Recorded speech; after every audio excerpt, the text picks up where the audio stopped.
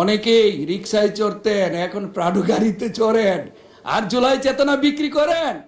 মাননীয় স্পিকার, মাননীয় প্রধানমন্ত্রী বাংলাদেশে পদার্পণের পরে বলেছিলেন আই হ্যাভ এ প্ল্যান।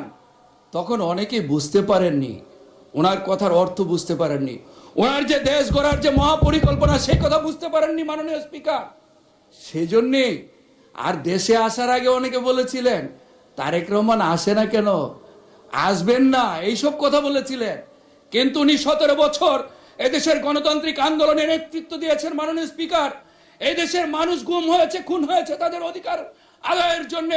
17 বছর সে বিদেশে থেকে এদেশের গণতান্ত্রিক আন্দোলনের নেতৃত্ব দিয়েছেন।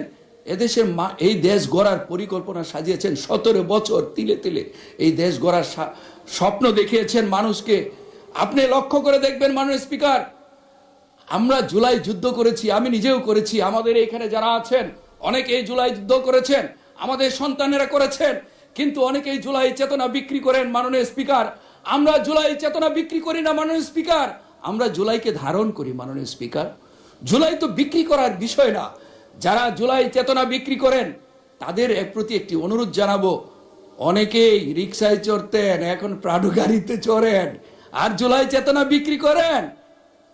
আমি একটা অনুরোধ করব মাননীয় স্পিকার, আমি যে গাড়িতে চড়তাম সেই গাড়িটি নির্বাচনের সময় মাননীয় স্পিকার অবস্থা খুব খারাপ হয়ে গেছে, আমি এখনো সেই গাড়িতেই চড়ি।